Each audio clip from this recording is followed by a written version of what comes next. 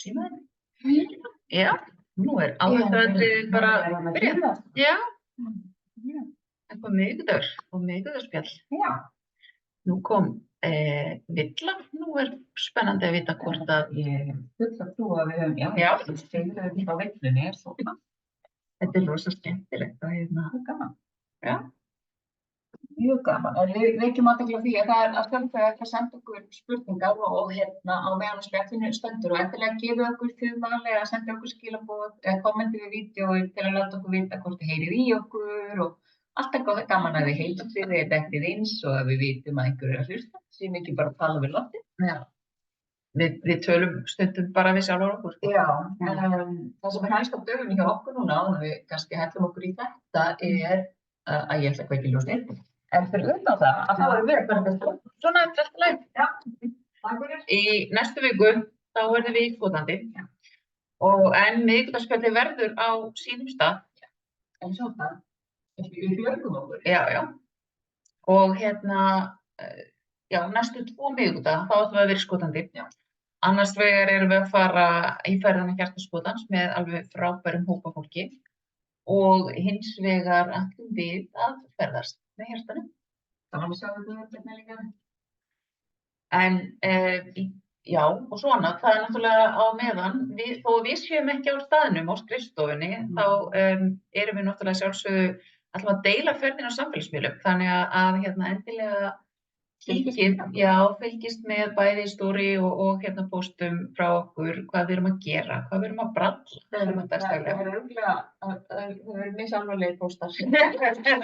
Rólegir og stundum þegar við ferðum. Já, en góða er að við erum með bílstjóra, við kannski keyrum ekki hringi eins og stundum. Við þurfum ekki að gera sjálf, það er alltaf kostið. En vefurinn okkar er náttúrulega sínum stað og þar er hægt að ná í hugleiðslupakka og hugleiðslupakka og það er þetta komin á hjartaækurinn blómstrar sem aldrei fyrr og nóg að gerast það og við séum í Skotlandi, meðal annars spennandi gestafyrirlesari í næstu viku og annað. Þannig að það er allt í gangi. Allt í gangi og við ætlum bara að koma okkur að vekja á setjum dagsins sem af hverju kynvitund fólks að breytast? Kyntjáning, kynvitund, nú þetta svo mörg ný orð og við erum að reyna að endurmennta okkur í hvernig við tölum, þannig að við erum búin að vera að skanna svona fræðsluefni frá samtökunum og svona eitthvað til þess að við séum örugglega að nota rétt hugtök yfir það sem við erum að tala um. Við gerum okkar best, en máli snýst þá í raunum af hverju fólk er að upplifa sig svona fljótandi í kyni, það vil ég kannski ekki skilgreina sig sem bara karlkyns eða kvenkyns, heldur sumir eru þarna á skalanum einhvers staðar á milli, það er ekki bara til konur og karlar, heldur líka kvár og við þurfum að læra alls konar svona ný persónufornöfn og þetta er orðið svona svolítið, þetta er aðeins, kannski ekki beint flóknara, þetta er svona svolítið litríkara en það var og það er áhugavert, sko, ég heyri oft bara, eru bara allir orðnir svona og hinsegin, bara getur enginn verið eins og hann var og ef við kannski byrjum að spá í af hverju ætli þessi breyting sé að verða. Já, mér finnst þetta nefnilega svo eðlileg breyting og það að þetta sé að gerast núna, það kemur ekkert á óvart miðað við orkubreytinguna sem á sér stað, miðað við það að það sem við vitum að framundan, þær breytingar sem við þurfum að gera á samfélaginu, það kallar á okkur til jarðarinnar að komi sálir sem að hafa kannski bara aldrei komið áður til jarðarinnar, af því að við þurfum að breyta því hvernig við lifum á jörðinni til þess að alltaf vera hérna áfram. Já, og þessi sálir eru kannski ekki komið frá plánetum þar sem kyn þekkist ekkert endilega og kunni ekki að vera eitthvað eitt frekar en annað. Og það skiptir ekki máli annars staðar eins og hér og við höfum verið svo föst í þessu í sérstaklega síðustu 10.000 árin þessum í feðraveldinu, í kall og kven hlutverkum og það er ekkert rosalega langur tími og ennþá að skipting á verkum og annað fer eftir kyni. Og til þess að breyta þá kannski þurfum við líka að fá fólk sem skilgreinir sig ekki svona skýrt því að þá eru hlutverkin náttúrulega heldur ekkert svona skýrt. Nei, og svo þetta bara áhugavert að velta fyrir sér og grafa hann í frumbyggjarmenningu til þess Maori við Kyrrahafið og í fleiri frumbyggjarmenningum. Þar var kynvitund miklu meira fljótandi áður fyrir en hún núna. Og það í rauninni ekki fyrir en bara með þessum vestræna menningarheimi og innbyltingunum og þegar við fórum að færa okkur yfir í kassana og missa aftengjast flæðinu í lífinu sem að við fórum að skilgreina okkur svona rosalega skarpt eins og við gerum núna. Og mér finnst þetta, því að ég horfi mikið á RuPaul's Drag Race, bæði vegna þess að þeir þættir hafa skemmtanagildi, en líka vegna þess að þeir alveg hafa mjög mikið fræðslugildi og veita svona ómetanlega innsýn, finnst mér, inn í þennan heim. Og í baráttu bara fólk sem öðruvísi og að reyna að fá að bara vera það sjálf í lífinu. Og mér finnst mjög áhugavert það sem að ég á börn sem eru svona fljótandi líka og sem eru þá fljótandi í, svo ég noti rétt orðið kyntjáningu, eða hvernig við tjáum kyn okkar, það ekki líffræðilegt kyn okkar, heldur hvernig við upplifum kyn okkar, sem að getur það verið allt frá karlkyni og yfir í kvenkyni og allt þar á milli í rauninni. Og svo hins vegar kynhneigð sem þá hverju við heitlumst að lögumst á og verðum ástfangin. Og þetta finnst mér allt vera að fara svolítið að skarast og mér finnst rosalega algengt að heyra fólk að segja, eru bara allir orðnir bæ? Eru bara allir með öllum? Og ég fór alveg að hugsa ekki alveg allir með öllum, nei, en óneitanlega eru þessir rammar svolítið að hverfa. Að við erum að leyfa okkur kannski meira og meira opinskap að heillast bara af sálum, af hjarta, af fólki, án þess að vera kannski föst í umbúðum sem að það kemur í. Já, og þar erum við náttúrulega komin að því og þetta allt bara partur af því að við förum út úr þessum römmum, þessum kössum sem við höfum skapað okkur og eru okkur bara oft til trafala í samfélaginu. Og það svolítið erfitt að ætla sér alltaf að koma öllum í kassana. Við höfum rætt þetta börnin í skólakerfinu sem ekki passa í kassana. Þau eru mjög mörg núna.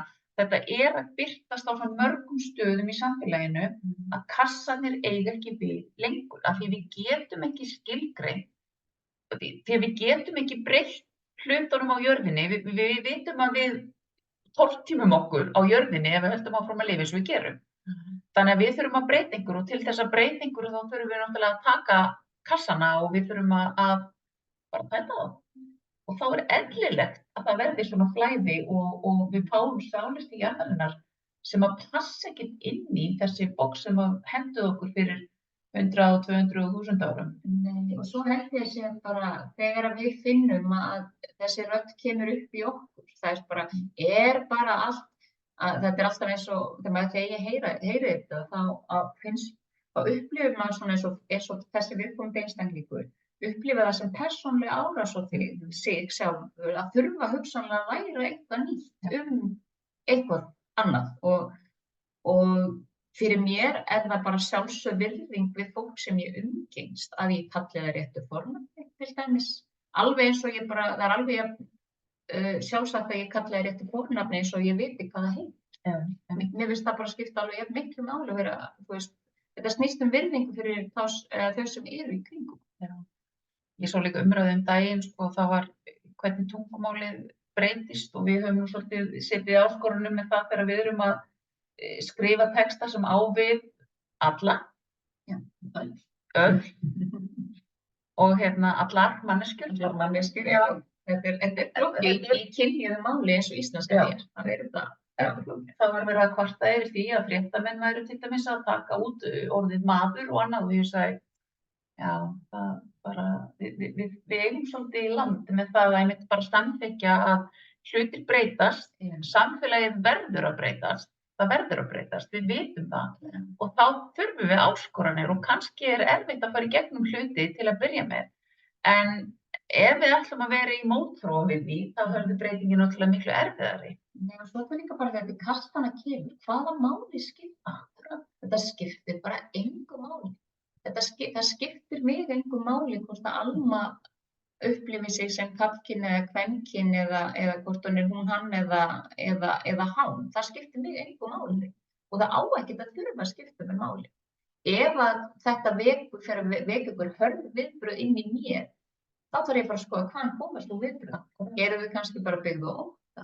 Ótta við að ég verði mér til bara skammar út af því ég kann ekki ávarpa hann á réttan hátt.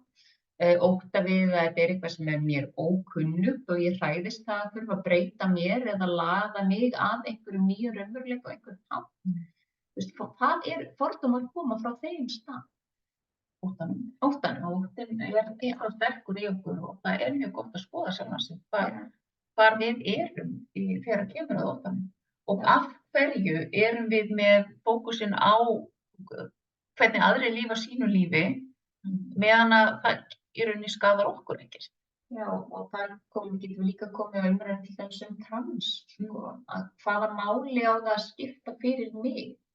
Þó að þessi viðkomandi einstaklingur sem fæddist í einhver ákveðnu líffræðilegu kyni upplifir sig sem annað kyn og vilji breyta því, hvað kemur það mér við? Og á hvaða hátt breytir það mínu lífi, bara á engan hátt?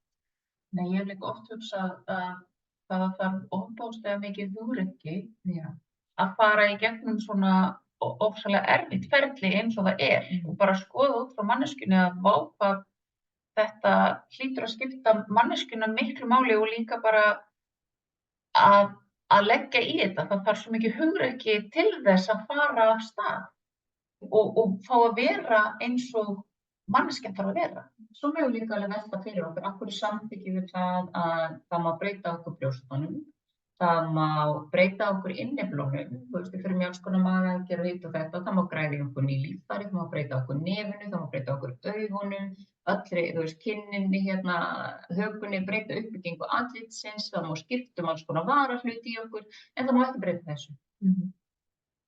En hver bjóð til þá reglu? Og hver eru við að vera að ráðskast með hvernig fólk upplifir sig?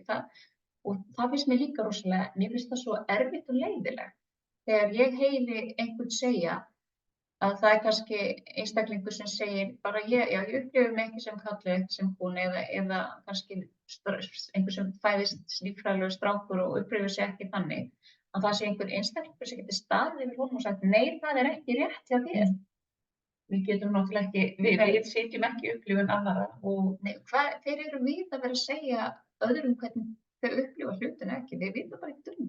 Alveg eins og við hefum rætt með bara áföll. Það sem að snertir þig ekki sérstaklega getur verið stórt fyrir mér. Það fer allt eftir mínum bakgrunni og mínum triggerum og fyrir lífum og öllu því.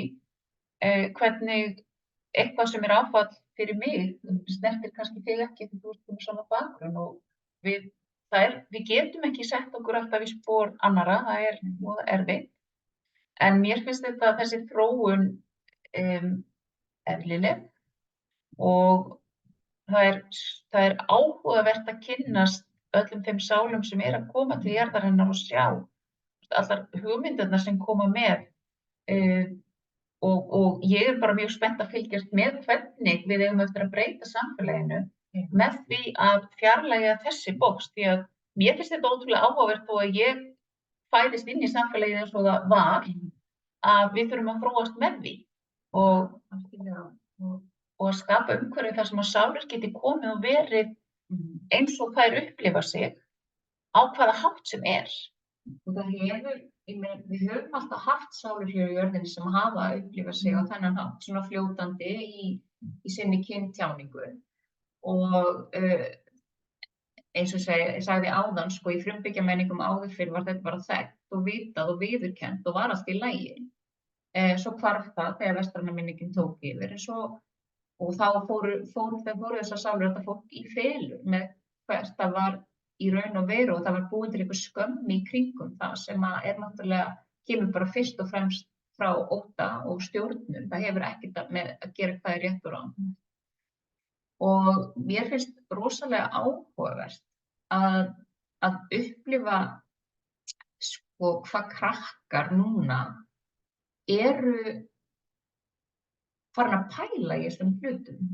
Og ég segi fyrir mig, vegna þess að ég var alltaf rosalega mikið, ég var kölluð strákastelpa og ég hugsa ef að ég hefði upplifað frelsi til að velta fyrir mér kynntjáningunni minni og fá að bara, þú veist, að vera svona svolítið á skalanum, að þá hefði ég ekki upplifað mig alltaf svona ókvenlega. Því að þá hefði ég bara fengið að vera sko stelpan sem að var samt strákaleg og þú veist þannig ég tileinkaði mér ýmsa hluti sem að strákar voru að gera og fannst spennandi, ég safnaði matchbox-bílum og skemmt í fótbolta og allt svona. Þannig að mér hefur örugglega liðið öðruvísi en mér leið sem krakka og jafnvel fullorðin manneskju því ég er alltaf að upplifa mig mjög ókvenlega því að ég er ekki svona fíngerð kvenleg kona. En það sem er ekki að því að vera, sem kemur bara mikilvæg þess að við getum fengið að vera eins og við upplifum okkur og vera við sjálf og fjarlægja þessi box og vera að pota í stelpu og strákabóks og allt þetta að svona eigi þetta að vera og þetta er áhugaverðar pælingar varðandi þetta og svo áhugavert að sjá hvernig við eigum eftir að breyta og hvað verið er að gera, hvernig við tölum, hvernig við bregðumst við og hvernig við skoðum okkur sjálf í viðbrögðunum.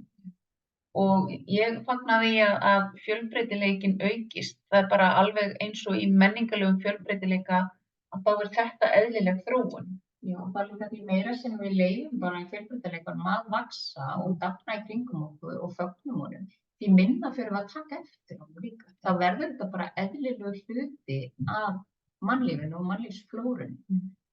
Og ég held að það sé bara gott því að þá mun líklega að fleiri okkar finni sér stað í lífinu og í heiminum.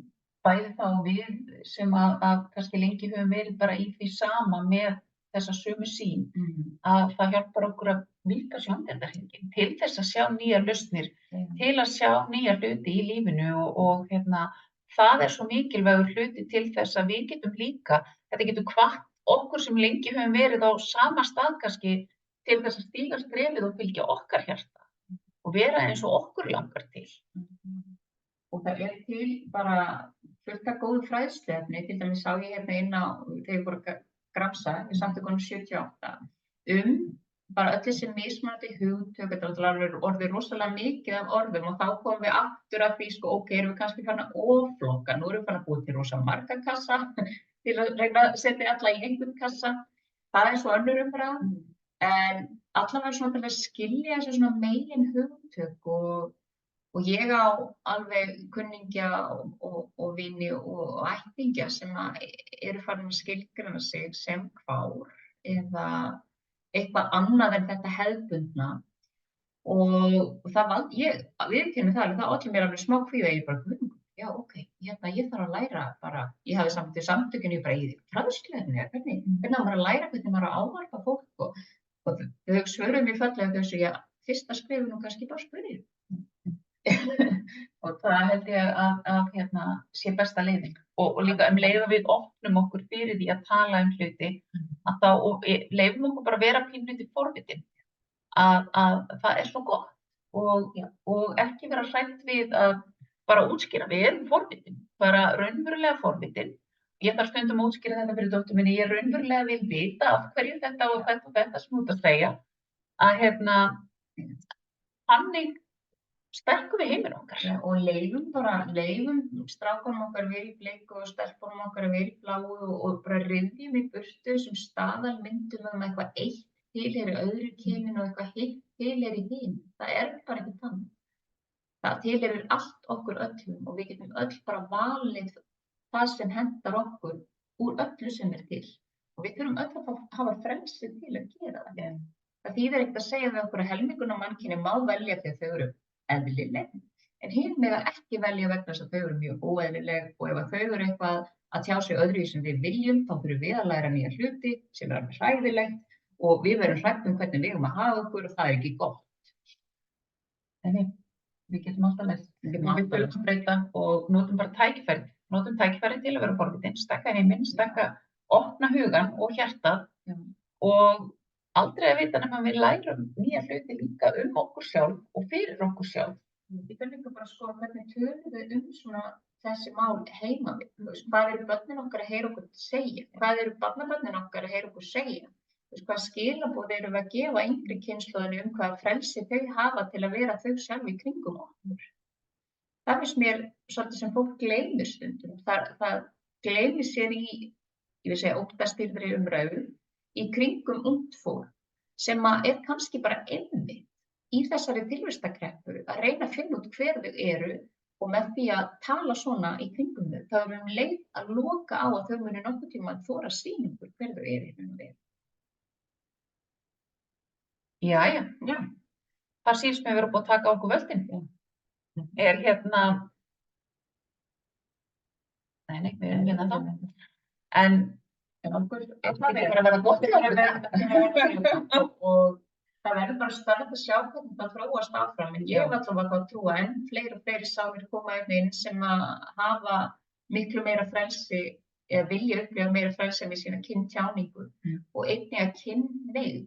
Þú veist, hverju við lögumst á, hverju við elskum og hverju við viljum stunda kynni með. Það bara eftir að verða miklu opnara og frjálsara heldur en það kannski núna. Ég held líka þetta þegar við erum farin að tengja hjarta í hjarta, sál við sál, að sami hvað líka með hvernig kynntjáningin að þá séum við að mynda náttúrulega miklu heilbrigðari sambönd heldur en það að byggja það á einhverju kyni. Þegar við erum farin að hugsa allt út frá sálinni, út frá hjartanu, að þá verður lífið allt öðruvísi og þá skiptir hitt minna máli.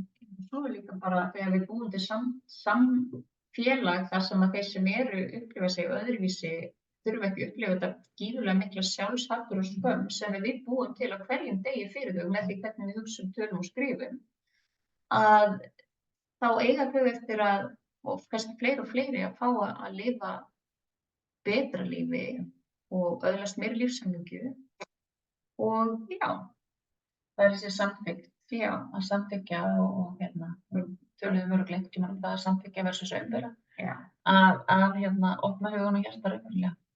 Og bara í þessu þurfa allir, eða þurfa öll að skoða sig. Hvernig við tölum, hvernig við hugsum, hvaðan skoðanir okkar eru komnar, eða stýrst við ótta og bara vera tilbúin og opin að læra nýja hluti. Því lífið snýst bara að læra nýja hluti í þessu eins og öllu öðru. Og það ekkert að hræðast. Þú veist, einhver sem fæðist strákur og með gengur í pilsi, þetta ekki hættulegur einstaklingur. Þetta bara skemmtileg fjölbreytni, og gefur okkur hinum líka tækifæri til þess að vera bara frjálsari í því sem við viljum í okkar tjáningu. Algjörlega. Takk fyrir í dag. Væntanlega við hafið spurningar og athugasemdir að setja það í athugasemdir fyrir neðan mynda. Já, svo sjáumst við bara næsta vikudag. Við verðum á skjánum og við verðum í skotum.